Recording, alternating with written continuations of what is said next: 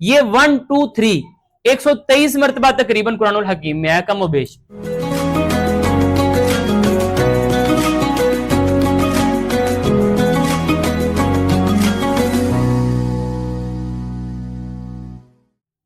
اب ذرا خیر اس چیز کو پاز کر کے اپنے پاس نمبر رکھ لیجئے گا.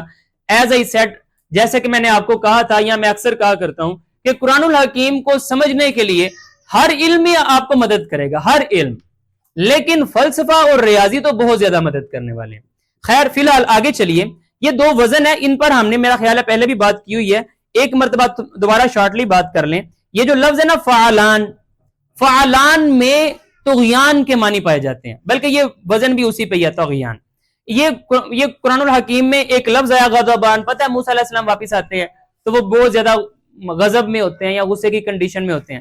اللہ تعالیٰ نے اس بہت زیادہ کو، ایک ایکسٹینسونیس کو بیان کرنے کے لیے اللہ تعالیٰ نے لفظ استعمال کیا تھا غضبان. اس طرح آتشان بھی اسی میں ہے، بلکہ اردو میں آپ کے ایک نا لفظ استعمال کیا جاتا ہے، وہ کہ حالانکہ وہ پتہ نہیں گرامر پہ پورا اترتا کہ نہیں اترتا، لیکن معنی آپ کو سمجھا دے گا. وہ کیا؟ وہ کہتے ہیں تم نے غلطی نہیں کی، تم نے غلطان کیا ہے. یہ کیا ہے؟ تم نے غلطی نہیں کی، تم نے غلطان کیا ہے. اس کو فعلان کے وزن پر لا کے اس میں بہت زیادہ مبالغہ پیدا کر دیا، بہت زیادہ ایکسٹینسونیس پیدا کر دی.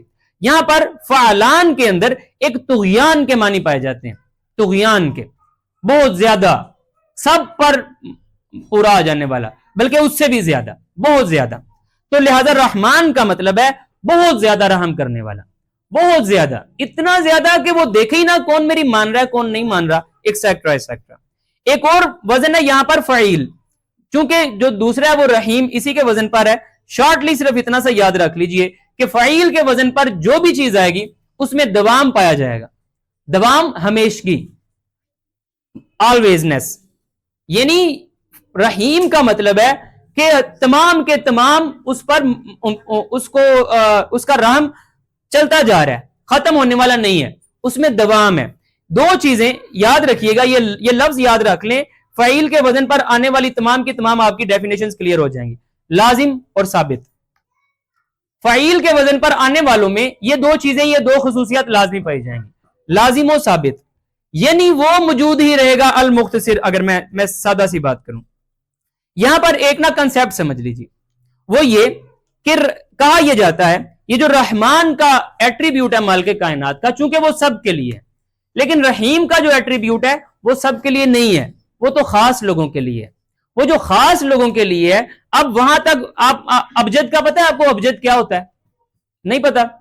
چلیں باہر کیا، ایک نمبر سسٹم ہے، ایک نمبر سسٹم ہے جو سب سے پہلے عبرانی، عربی یا جتنی بھی اولڈ لینگویجز تھیں وہ اس طرح سے ان کی ترتیب تھی، پہلے الف، پھر با، پھر جیم، پھر دال، پھر ہا، پھر واو، پھر زا، اس طرح سے ایک خاص ترتیب تھی. تو ان کو نا تب نا گننے کے لیے کوئی نمبر نہیں تھے، تو لہٰذا ان کو ایک ایک نمبر دے دیا گیا. پہلے کو 1 2 3 4 5 6 7 8 9، پھر 10، پھر آگے 20 30 40 50 60، 10 10 کا فرق ڈالتے ہوئے 90 تک، پھر آگے 100، پھر آگے 100 کا فرق ڈالتے ہوئے 200 300 400 500 600. سمجھ آ رہی ہے؟ یہ ایک ابجد ایک نمبر سسٹم ہے. یہ نمبر سسٹم جو ہے نا وہ کسی بھی زبان کو، کسی بھی عبرانی زبان کو، آپ کو پتہ نا لینگویجز کے خاندان ہے، سامی لینگویجز، باہر کیا کسی بھی عربی، عبرانی، کسی بھی اس خاندان کی زبان کو سمجھنے کے لیے یہ ایک ابجد ایک نمبر سسٹم ہے. ابھی اتنا مختصر طور پر میں اس کو زیادہ بیان کر نہیں پاؤں گا، لیکن اتنا سمجھ لیجئے ہر نام کا ایک ابجد ہوا کرتا ہے. ابجد نکالنے کا طریقہ یہ ہوا کرتا ہے کہ اس کے اندر جتنے لیٹرز آئے ہیں نا ان کے ابجد نمبر کو آپس میں جمع کر لیا جاتا ہے. ایک لفظ ہے اللہ. اللہ، اللہ پر ہم بات کر چکے ہیں. اللہ جب آپ کہتے ہیں تو آپ کے ذہن میں آنا چاہیے میں کسی ایسی ذات کی بات کر رہا ہوں یا کسی ایسی ذات کو پکار رہا ہوں جو عبادت کے قابل ہے اور جو صرف اکیلا عبادت کے قابل ہے، صرف اور صرف اکیلا الہ ہے، اس کے سوا کوئی الہ نہیں ہے، اور وہ ہے. یہ دونوں چیزیں. البتہ ابجد جو ہے نا اللہ کا وہ ہے 66. کیا ہے؟ 66. اب ذرا غور کیجئے، رحمان قرآن الحکیم میں کتنی مرتبہ آیا ہے؟ 57 ٹائمز. کتنی مرتبہ؟ 57 ٹائمز. اب آپ اس میں 66 کو ایڈ کر دیجئے، یعنی اللہ کو، تو آنسر آئے گا 123 رحیم کا. اگر آپ ابھی رحمانیت کے ماتحت کام کر رہے ہیں، اگر آپ پر اللہ تعالیٰ کی جو رحمت ہے وہی ایکسٹینسونیس کے ساتھ ہو رہی ہے، جو سب کے ساتھ ہو رہی ہے وہ آپ کے ساتھ ہو رہی ہے، اگر آپ اللہ کی خاص رحمت میں جانا چاہتے ہیں تو کیا کرنا ہوگا؟ اللہ کو پہچاننا ہوگا، 66 کو ایڈ کرنا ہوگا تو آ جائے گا 123 رحیم۔ کیا آپ کو ہلکی پھلکی سمجھ آئی ہے؟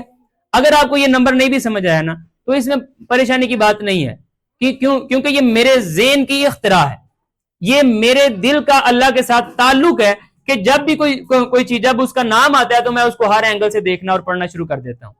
رحمان سے رحیم تک پہنچنے کے درمیان 66 کا یہ جو فرق ہے، میرے نزدیک یہ آپ کو اور مجھے راستہ دکھا رہا ہے کہ رحمان کی اگر آپ انڈر ہیں، یعنی کہ آپ پر وہی رحمت ہو رہی ہے جو سب پر ہو رہی ہے، اور آپ کو خاص رحمت چاہیے رحیم والی، تو پھر آپ کو رحمان سے رحیم پر آتے ہوئے 66 ایڈ کرنا ہوگا، یعنی اللہ ایڈ کرنا ہوگا، یعنی اپنی زندگی میں اللہ کو پہچان کر اس کو اس کی جگہ دینی ہوگی۔ آگے چلیے، اللہ تعالیٰ سورۃ انعام کی آیت نمبر 54 میں فرماتے ہیں، یہ ذرا غور کیجئے گا، اللہ تعالیٰ فرماتے ہیں وَإِذَا جَاءَكَ الَّذِينَ يُؤْمِنُونَ بِآيَاتِنَا فَقُلْ سَلَامٌ عَلَيْكُمْ كَتَبَ رَبُّكُمْ عَلَى نَفْسِهِ الرَّحْمَةَ۔ پتہ ہے اللہ تعالیٰ کیا فرما رہے ہیں؟ اللہ تعالیٰ فرماتے ہیں جب تمہارے پاس وہ لوگ آئے نا جو ہماری آیات پر ایمان رکھتے ہیں، کون لوگ آئیں؟ جو ہماری آیات پر ایمان رکھتے ہیں، مومن لوگ آئیں، تو تم نے پتا کیا کہنا ہے؟ سب سے پہلے تو تم نے کہنا تم سلامت رہو، اور اس کے بعد کہنا کتب ربکم علی نفسہ الرحمہ، تمہارے رب نے اپنے اوپر فرض کر لیا ہے رحمت کو، اپنے اوپر فرض کر لیا ہے رحمت کو۔ کس رحمت کو؟ رحمان والی کہ رحیم والی؟ ڈیفینیٹلی رحیم والی، جو مومنوں کے ساتھ خاص ہے۔ دوبارہ پڑھیے، وَإِذَا جَاءَكَ الَّذِينَ يُؤْمِنُونَ بِآيَاتِنَا، جب وہ آپ کے پاس آئے جو کہ ہماری آیات پر ایمان رکھتا ہے، فَقُلْ سَلَامٌ عَلَيْكُمْ، تو تم ان سے کہنا، تم اس سے کہنا، اس شخص سے، مومن سے کہنا تم سلامت رہو۔ كَتَبَ رَبُّكُمْ عَلَى نَفْسِهِ الرَّحْمَةَ، تیرے رب نے اپنی جان پر، اپنی ذات پر رحمت کو فرض کر لیا ہے۔ فرض کا مطلب پتہ ہے کیا سمجھتے ہیں؟ اس کو آپ سمجھتے ہیں مالک کائنات کے اپنے الفاظ ہیں، کتب، میں اس کو، ورنہ میری کیا مجال اللہ پر کوئی چیز کو فرض کہہ سکوں۔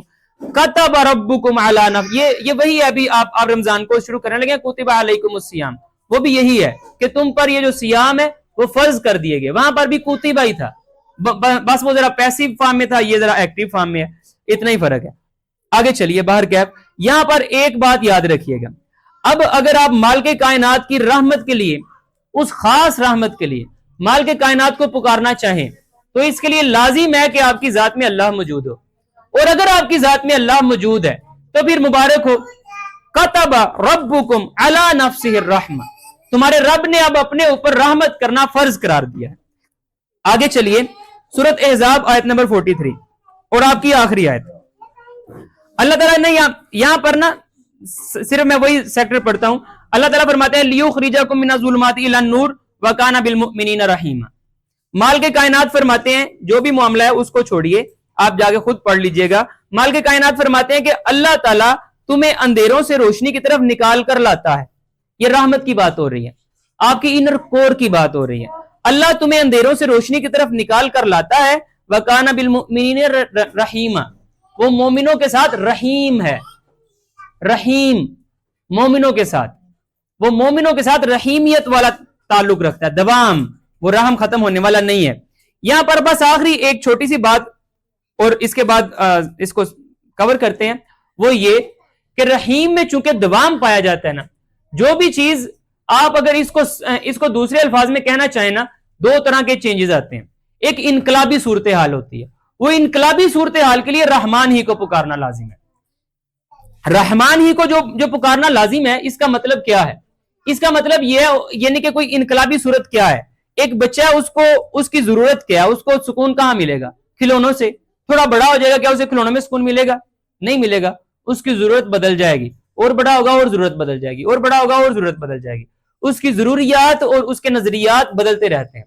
ہر ضرورت بدلنے کے بعد اسے ایک نئی طرح کی رحمت، ایک نئی طرح کی کسی چیز کی ضرورت ہوتی ہے، ایک نئے سکون کی ضرورت ہوتی ہے۔ یہ جو ایک انقلابی صورتحال ہے، یہ البتہ طغیان ہی میں، رحمان ہی میں ہے۔ ایک کی پوائنٹ لے لیں یا بونس پوائنٹ لے لیں لاسٹ پر، اور سورۃ رعد کی آیت نمبر 30 میں ہے، وہ کیا ہے؟ وہ یہ کہ اللہ تعالیٰ نے، جیسا کہ آپ کو پتا ہے، اللہ نے اپنے اسم کے طور پر، ہم نے لاسٹ لیکچر میں پڑھا تھا کہ اللہ نے اللہ کا لفظ استعمال کیا ہے. لیکن یہاں پر ایک میں نے بڑی خوبصورت چیز نوٹ کی تو میں نے کہا چلیں اس کو ساتھ ایڈ کر دوں. وہ کیا ہے؟ صرف اتنا سا حصہ پڑھوں گا. سورۃ رعد کی آیت نمبر 30 آپ جا کے پوری پڑھ لیجئے گا. اللہ تعالیٰ فرماتے ہیں وَهُمْ يَكْفُرُونَ بِالرَّحْمَانِ، انہوں نے رحمان کا انکار کیا. قُلْ هُوَ رَبِّي، تم کہو وہی تو ہے میرا رب، لا الہ الا ہو، اس کے سوا کوئی بھی معبود نہیں ہے. اس میں نے کیا خاص بات نوٹ کی، وہ یہ کہ رحمان کے لفظ کو اللہ تعالیٰ نے اپنے نام کے طور پر استعمال کیا. اپنے نام کے طور پر، ایٹریبیوٹ کے طور پر نہیں، صفت کے طور پر نہیں. ایک بات. اور دوسری بات، اس کا مطلب یہ ہوا کوئی ایک صفت کا بھی اگر انکار کرے اللہ تعالیٰ کا فتویٰ ہے کہ وہ کافر ہو جاتا ہے. وَهُمْ يَكْفُرُونَ بِالرَّحْمَانِ، انہوں نے رحمان کا کفر کیا. قُلْ، تم کو ہوا ربی، وہی تو میرا رب ہے، لا الہ الا ہو، اس کے سوا کوئی الہ نہیں ہے، علیہ توکلت و الیہ متاب، میں اسی پر توکل کرتا ہوں. اچھا بار کیف ایک بات یاد رکھیے گا، جب آپ اللہ تعالیٰ سے دعا مانگے نا، اس کے ایٹریبیوٹس کو جب آپ پڑھیں تو اس کو پڑھیں نا، اس کو محسوس کریں. جب آپ محسوس کریں گے تو پوری تسبیح کی بجائے ایک ہی مرتبہ آپ جب اسے الرحمن کہیں گے. جب آپ کو قرآن کی کوئی آیت ورس سمجھ نہیں آ رہی، آپ اللہ سے پوچھنا چاہتے ہیں، میں آپ سے پوچھوں آپ رحیم کہیں گے یا رحمان؟ اونچی بولیں. کیوں؟ دلیل کیا ہے؟ چلیں بار کیا ایک تو ابھی بھی آپ اسی لیکچر میں سے کہہ سکتے تھے کہ اس کی دلیل یہ ہے کہ یہ تو انقلاب ہے نا، آپ تبدیلی چاہ رہے ہیں، کچھ نیا چاہ رہے ہیں تو رحمان کو پکاریں گے. لیکن آپ اس سے بھی بڑی دلیل آپ کو دوں، الرحمن علم القرآن، وہ رحمان ہے جس نے قرآن کو سکھایا. تو لہٰذا اسی طرح سے جب آپ اللہ سے کوئی مخصوص چیز مانگ رہے ہیں تو اس کے مخصوص ایٹریبیوٹ کے ساتھ اس کو پکاریے. ڈیفینیٹلی اللہ تو سننے والا ہے، جو اس کو پکارتا ہے وہ اس کی دعائیں قبول کرتا ہے. ربنا لا تزغ قلوبنا بعد اذ ہدیتنا وہب لنا من لدنک رحمہ انک انت الوہاب.